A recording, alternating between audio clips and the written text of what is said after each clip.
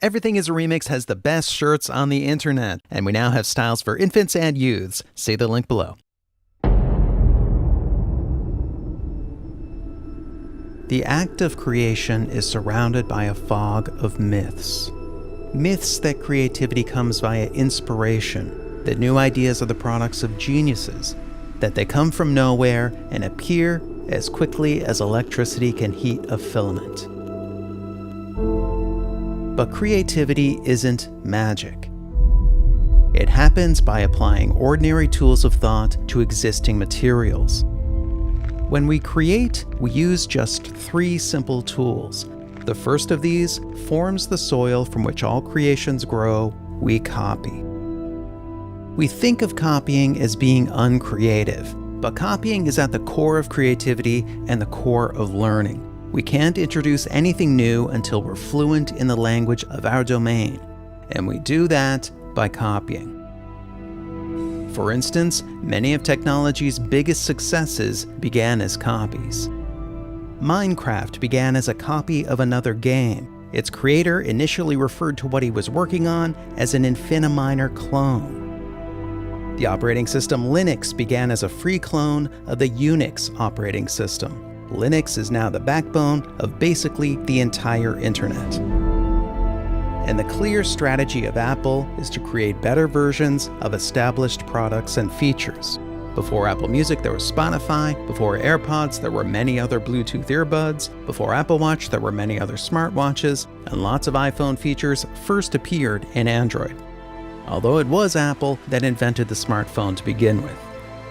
This strategy extends all the way back to the early 80s and the creation of the Mac, which copied many of the best ideas from the Xerox Alto. Nobody starts out original. We need copying to build a foundation of knowledge and understanding. And after that, the sky's the limit.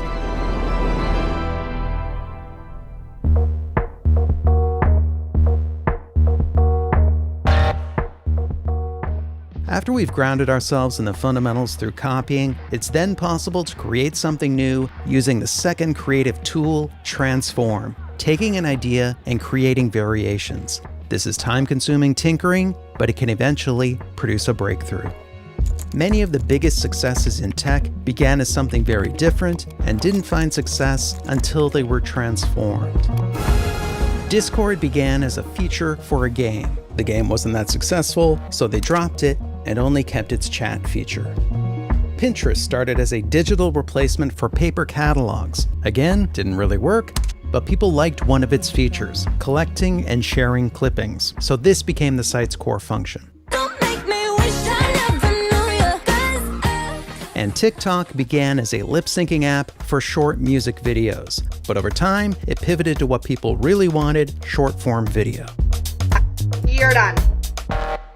These are all huge successes, but they aren't major innovations so much as variations on existing ideas. But the massive breakthroughs that change the world rely on the final creative tool, combine, taking the elements you've copied or transformed and bringing them together. Johannes Gutenberg's printing press was invented around 1440, but almost all its components had been around for centuries. Henry Ford and the Ford Motor Company didn't invent the assembly line, interchangeable parts, or even the automobile itself, but they combined all these elements in 1908 to produce the first mass-market car, the Model T.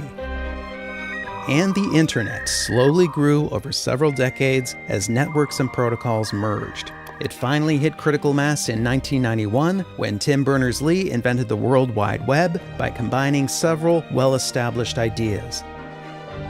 These 3 tools are the basic elements of creativity: copy, transform, and combine.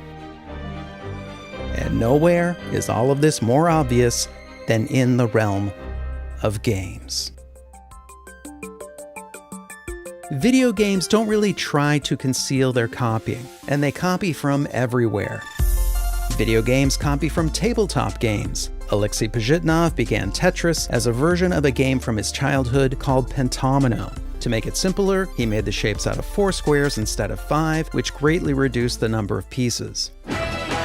Video games copy from game shows. Wordle is very similar to the game show Lingo. In both, you try to find a 5-letter word within 6 tries. And the game tells you when a letter is correct or when it's somewhere else in the word. But mostly what video games copy from is video games.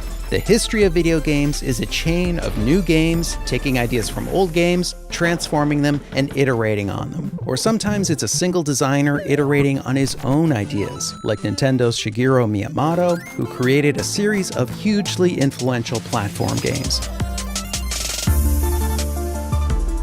But some of the most innovative games combine multiple sources. Deus Ex combined 3 game genres, all of which were done better by other games, but when combined in a single game, the result was unique and innovative and became one of the most acclaimed titles in gaming history. Other games copy from sources outside gaming. Cuphead is a run-and-gun shooter, but it combines 30s-style animation with a jazz score, giving it a look and feel that's never been done in games.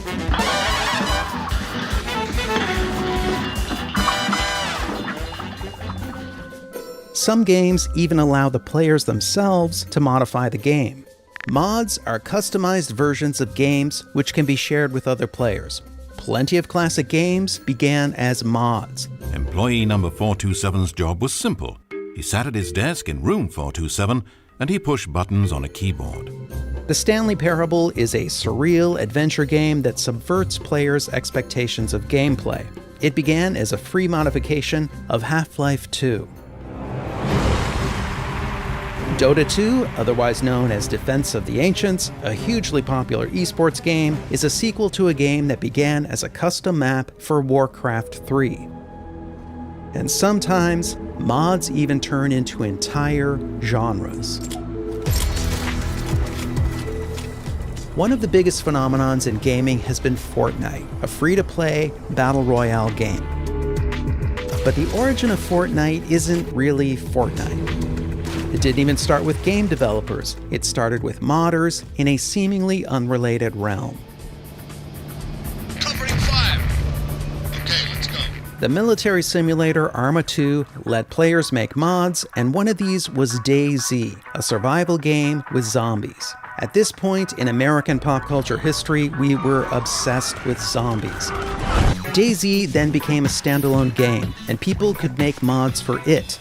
Brendan Green, better known as PlayerUnknown, was a web designer, not a game developer, and barely a programmer. My code is terrible. Like, if people tell me to fix the game, if I try to fix the game, the servers would explode. He saw these mods and wanted to make his own, so he created DayZ Battle Royale, which was inspired by the book and movie Battle Royale, where it's all against all until there's one winner. If this sounds familiar to you, it's also the plot of the Hunger Games. Eventually, Green's mods turned into a new game, PlayerUnknown's Battlegrounds, or PUBG, which also goes on to become hugely popular. It's only at this point that Fortnite finally enters the scene, but initially it's something very different. It's a game where players make a fort during the day in order to survive night attacks by, you guessed it, zombies. But once Fortnite's developers, Epic Games, got a load of PUBG, they created a new version that copied PUBG's best ideas. But Epic then turned it into something quicker, more casual, more cheerful, something that looked great in live streams and was less buggy. I got a bug then, because there's a floating SLR on my screen here and it's shooting right now. And Epic added plenty of creative takes on other ideas. They incorporated complex building, they made the game free to play on pretty much any platform, and generated income from in-game purchases. Fortnite eventually grew into a rich, virtual environment that many consider an early example of the metaverse, an open VR world that may be the future of the internet, or may be nothing. Whoa, we're floating in space? Who made this place? It's awesome. Fortnite sometimes takes copying too far. Players' signature moves, known as emotes, were sometimes duplicated without permission from popular videos, movies, and television shows. But overall, it can't be denied that Fortnite is a unique, creative, and historic title within gaming history. And this phenomenon was created not just by a major video game developer, but by modders, by pop culture, and by players. Fortnite's roots even predate PUBG and the Battle Royale genre.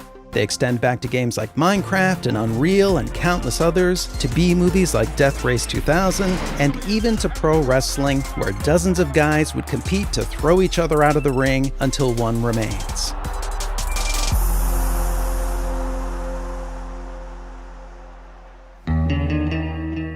Technology has always fueled creativity, but now technology is becoming more than just a tool. Technology is becoming our collaborator, our competitor, and yes, our replacement. In our final episode, we'll see how artificial intelligence creates by remixing us.